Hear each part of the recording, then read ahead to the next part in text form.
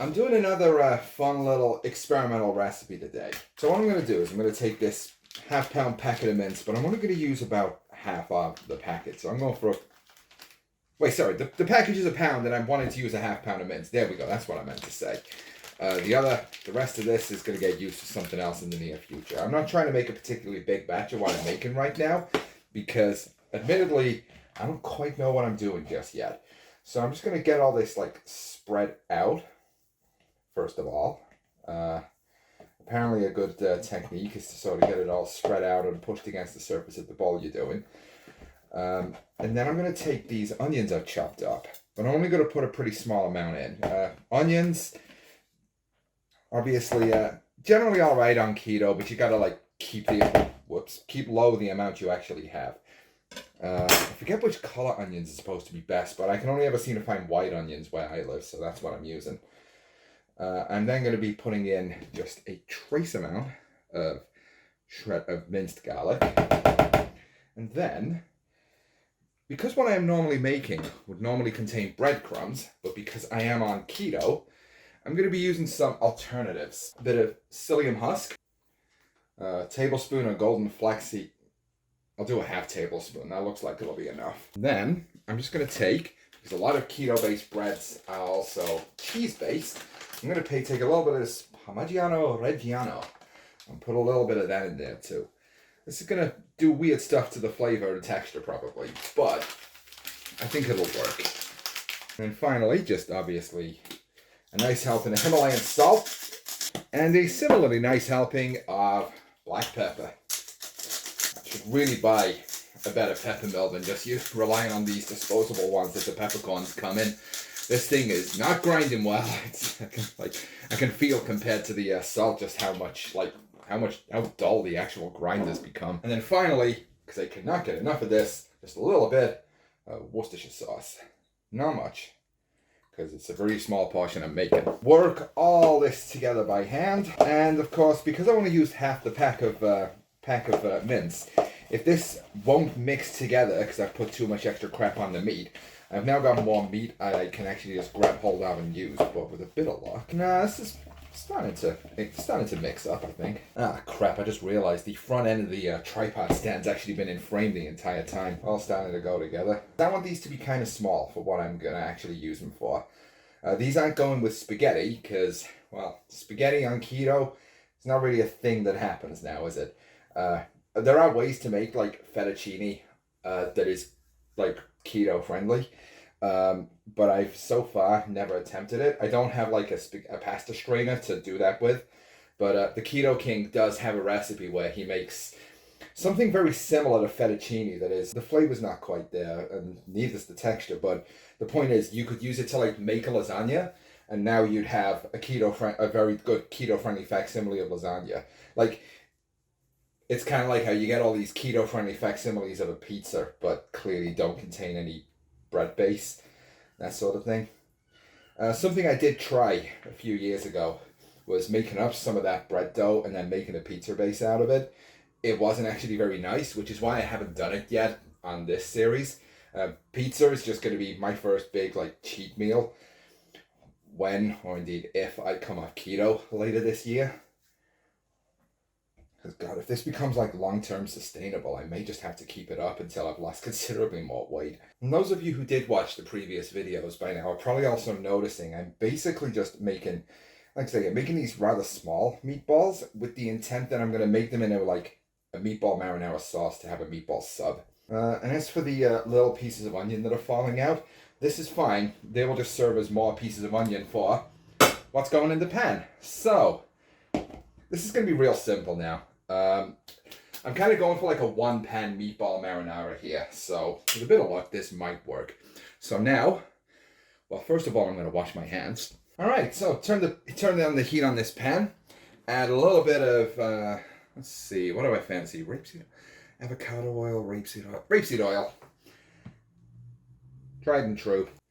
Well, the onions in the oil are already starting to sizzle, so I might as well put in just the rest of the onions that I got prepared. Sweat these off a little. And at this point, I think it's time to put on the extractor fan. Sorry, with them cooking, but not entirely cooked, I will now add the meatballs. I wasn't quite sure if I'd used a large enough pan for this, but I did. So, let them sit and just sort of keep turning them occasionally until they're all cooked on every side. Turning these over. Oh yeah, look at that. Those are getting nice and browned. Now, I'm not super concerned about these being cooked all the way through, because as I say, I'm doing a one-pan meatball marinara here, which means they will get plenty of times to, even if I don't cook them all the way in the middle, they'll get plenty of chance to cook through to the middle after what I do next, which, well, the clue's in the one-pan marinara part. It's really obvious what I'm going to do next. Now the onions are starting to brown as well. So at this point, just give this a little shake. Let the oil and grease get spread around a little more. Because what I do also want to be able to do, I've got a bit of onion collecting at the side of the pan here, because my kitchen is slightly sloped. And the remaining garlic. And I just get that, make sure that's in there. And wait for, just kind of like wait until it starts getting like kind of aromatic. In the meantime, I'm going to just get ready with this tin of chopped tomatoes.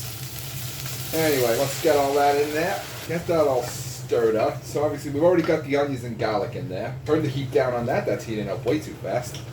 A whole lot more pepper. A whole lot more Himalayan salt, because I'm just in love with this stuff for some freaking reason. A little bit more Worcestershire sauce, because I don't know, it just makes everything taste, makes all these things taste a little better. Italian herb seasoning. You know, I could use the individual herbs, but screw it. I'm trying to do this quickly and efficiently. Just for the hell of it, we'll get a bay leaf and a bay leaf sitting in there to enhance the flavor. Whoops, forgot to put the half one away. Let's use that too, huh? Just a small sprinkle of chili flakes. Because I like my food to have a bit of a kick to it. Because this is basically how I used to always make pizza sauce. Last time I did keto, when I would use like makeshift bases, like melted mozzarella or like ground chicken or something. And the bases were always gross, but I was always real happy with the pizza sauce. So here's a tablespoon of erythritol. And I'm just going to leave this to simmer and reduce for a little. Well, I don't even know about reducing. I just want it to simmer and get cooked all the way through.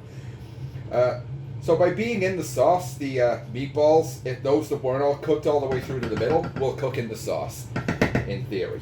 Let's give them that little taste test, and ooh, yeah, that's got kind of an umami to it. Huh, I think I just kind of was throwing random and I just did it by accident. Oh well, not complaining. So, got that bad boy cut open. It looks good enough. Well, it's going to make a meatball sub either way.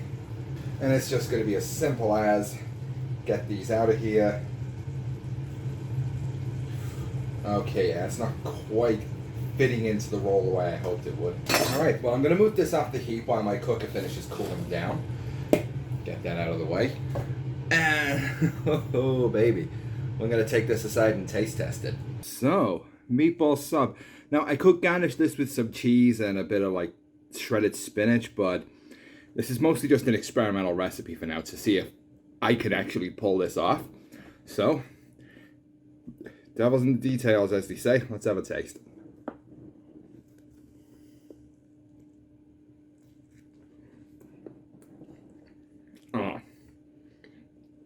Oh, hell yeah. Okay, the sauce is like kind of sweet and savory and a little bit spicy at the same time. The meatballs actually cooked all the way through. I've left the bread sitting a bit too long. It's a little bit dry, but like that's something that can easily be remedied by just baking a couple of these fresh next time, and sort of being a bit more careful with like what kind of shape I mold them into. I've never been good at making bread rolls anything other than just spherical or just loaves. So learning how to actually mold good shapes out of bread is something I still need to learn to do. But for this, well, I'm going to have to learn. But it's a start. So there we go. On keto, I'm having meatball sub. Something I wouldn't have attempted when I did this a few years ago. I'm wicked happy with this. What I'm also planning on doing is, using those konjac noodles tomorrow to do like spaghetti and meatballs, but you know, it's konjac noodles and meatballs instead, but the spirit's the same, right? It's the same food at the end of the day. But I'm so pleased with this. Like, it looks hideous, but it tastes incredible. So I'm gonna dig in. That's my dinner, and I'll see you tomorrow.